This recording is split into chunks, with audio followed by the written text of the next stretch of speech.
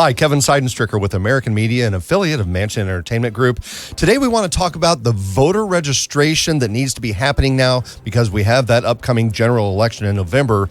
Our subject matter expert on voter registration and voting practices in general, Mr. Charlie Davis, the Jasper County Clerk, happens to be in the studio with us today. Welcome, Charlie. Well, thank you. I'm glad to be here. Well, we really enjoy having you here, and we need to get the word out. I know Absolutely. You are a strong advocate of getting the word out of should we register? How do we register Absolutely. to vote? And even as a matter of fact, I went to Missouri Southern to their media department, and we recorded 4 PSAs that we're going to start airing with some of our local TV stations, as well as, share on Facebook or YouTube, things of that nature, because information is key, and to get the information out to people so they understand exactly what needs to happen and when deadlines are and exactly what is happening in this August-November election. Then. And I know there are some older adults who maybe registered to vote when they first turned 18, maybe 19 years old, but so many years have passed and they haven't been active as they should have been in voting. Don't know if they're registered or not. They don't remember. So how can they find out if they are registered? Easiest thing to do, you can call our office. We'll be more than happy to tell you. Or you can actually go online to the Secretary of State's website, sos.mo.gov. And right there on the front page, there's an election tab, and you can look to see if you are registered to vote. We try to ask people, don't re-register. You don't need to re-register to vote if you are registered and you vote at least every couple years. So you do not have to re-register to vote. If you're a Missouri resident, you want to go to sos.mo.gov. Correct. And then other Oklahoma, Arkansas, Kansas residents can go to their Secretary of State's websites. Every Secretary of State tries to be very proactive to make sure that the voter registrations are easily accessible to people, as well as the checking. So absolutely, no matter what state you're in, your state has a Secretary of State website, and go there and they can help you. Well, Charlie, what is the next election that we have coming up in the state of Missouri? So every April, and then every 2 years we have a August election, and then every 4 years guaranteed we have a November election for president. What I think is really important for most voters to understand, especially if they're not registered, is when are those registration deadlines? If I'm not mistaken, we've already missed the deadline for that primary election in Missouri. Is that correct? Correct. July 10th was the deadline to register to vote in the state of Missouri. Now, if you are registered in Missouri and you moved, you can move your registration to Jasper County. So it's not too late to change your voter registration address if you moved within the state. But if you lived in Kansas and you moved to the great state of Missouri, it's too late at this point to become a registered voter in our state. And then when is that general election, the big election that everybody's prepping for? The big election, most people don't understand, it is always the first Tuesday after the first Monday. So if you think of that, November 1st cannot be an election. But November 2nd can be if November 1st is a Monday. So I believe this year it is November 2nd is the general election, and that will be the biggest one. We have the vast majority of the people only vote in November presidential elections, which aggravates me because I think the April elections are the most important because those are the ones that affect your daily life.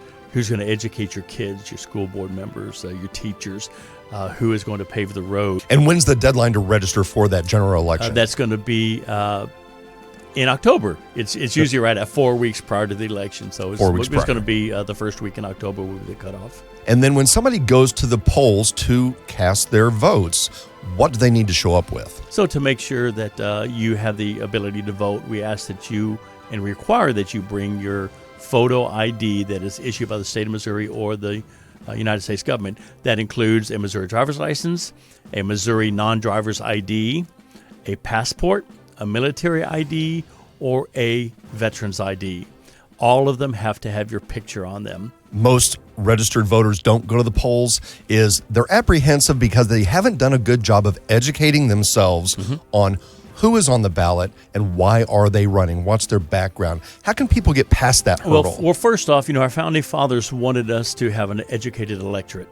They go into the polls on the day of the election and not having researched the candidates, etc., is not a good idea.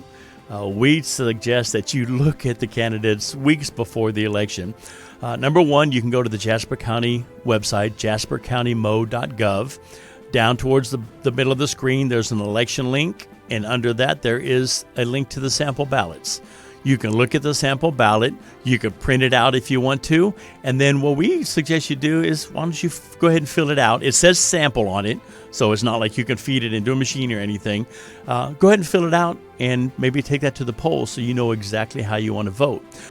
But it's really important to be educated, to be informative, and be informed about the candidates and the issues. You mentioned there's things on those ballots other than candidates for the Democratic or Republican Party. There's amendments and bills and things that need to be voted on, and people can educate themselves on those. I love your advice of print out that sample ballot so you can see what are those topics, and then people can, Google can be our friend. Absolutely. And go do their own research on what exactly is this city tax or this bond issue for. And what's really important, November is going to have a plethora of things on the ballot that are initiative petitions, ranging from abortion rights to potentially sports gambling and a bunch of other items.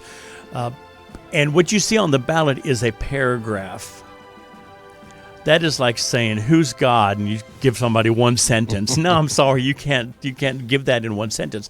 So we have what's called fair ballot language that we put at the polling locations, and it is the actual, all of the initiative petition, all of the wording, etc. One of the tips I want to throw out to our American media viewers and listeners is that it hit me like a frying pan in the face. Last week, I was at the Newton County Fair, and they had Democrat and Republican candidates all there, whether they were running for commissioner or county whatever, all there talking about their platforms. So there's another way that our viewers and listeners can go to your next county fair, and there's a whole bunch of them coming up, by the way. Absolutely. In the next 45 Jasper days. County, we just had our county fair in Jasper County last week. Very well attended, an awesome event. There were candidates there handing out literature, etc. So absolutely participate in the process. And you absolutely brought up a great point. On the ballot in August, we're going to have Libertarian, Democrat, and Republican ballots and nonpartisan ballots. Charlie, speaking of ballots, there's always some confusion sometimes, I think, or misunderstandings in different types of ballots, specifically absentee ballots. Now, we have a lot of active duty and reserve service members who live here where this is their home of record, but we also have some who are stationed here, and we also have many service member families who are here. So can you explain to us quickly the specifics of an absentee ballot? Okay, so everything that we do is a paper ballot.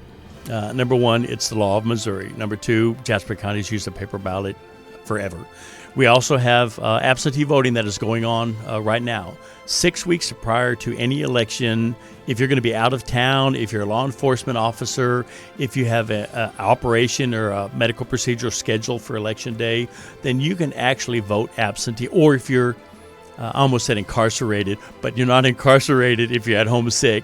If you are incapacitated and you can't make it to the polls, then we will allow you to vote absentee. Charlie, I want to wrap up in talking about voter turnout. I feel that one of the biggest threats to our democracy and the process of our democracy is voter apathy. Absolutely. So what have you seen in your experience, or most recently any statistics you might have tucked away that talk about voter turnout?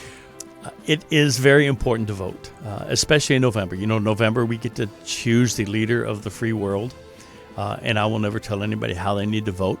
My job as county clerk is to make sure that if you are a registered voter, you will be able to cast a ballot on election day. But don't be apathetic. Our democracy depends on people's participation in one of the greatest constitutional protections we have and liberties, and that is the right to choose the men and women who are to lead this nation.